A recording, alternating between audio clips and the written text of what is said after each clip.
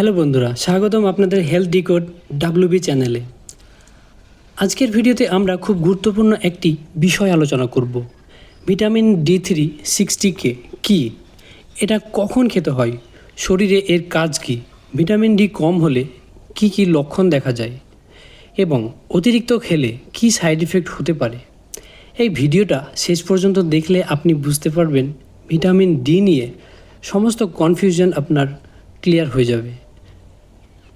Vitamin D আসলে একটি fat soluble vitamin, মানে এটা ফ্যাটের সঙ্গে শরীরে শোষিত হয়। আমাদের শরীরে ভিটামিন ডি মূলত তিনটে গুরুত্বপূর্ণ কাজ করে। নাম্বার 1, হাড়কে মজবুত রাখে।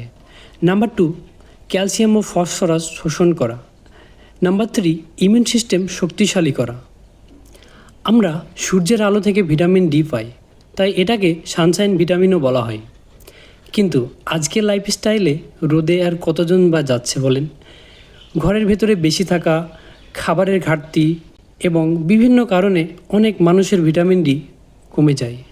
ভিটামিন ডি 60K মানে হলো 60,000 ইন্টারন্যাশনাল ইউনিটস আইউ কলিক্যালসিফেরল। এটা একটি হাই ডোজ সাপ্লিমেন্ট যা সাধারণত ভিটামিন ডি ডেফিসিয়েন্সি থাকলে দেওয়া হয়। ডক্টররা এটা দেন যখন রিপোর্টে ভিটামিন ডি খুব কমে যায়, হাড়ে ব্যথা থাকে, শরীর দুর্বল থাকে, ক্যালসিয়াম অ্যাবজর্বেশন সমস্যা হয়। এখন আমরা আসি ভিটামিন ডি এর নর্মাল রেঞ্জ সম্পর্কে। ভিটামিন ডি এর সাধারণত নর্মাল রেঞ্জ হলো 30 থেকে 100-র মধ্যে থাকলে সেটাকে নর্মাল ধরা হয়, এবং 20 থেকে 30 হলো ইনসাফিসিয়েন্সি। 20-র নিচে যদি হয় তাহলে ডেফিসিয়েন্সি, মানে একদমই সেটা কম, এবং 100-র উপরে যদি হয় সেটা হচ্ছে হাই, মানে অনেকটাই বেশি। ভিটামিন ডি কম হলে শরীরে অনেক সমস্যা দেখা দেয়। প্রথমত, হাড় ও পেশি ব্যথা করে, কোমর ব্যথা করে, পেশির দুর্বলতা, হাঁটতে কষ্ট হয়।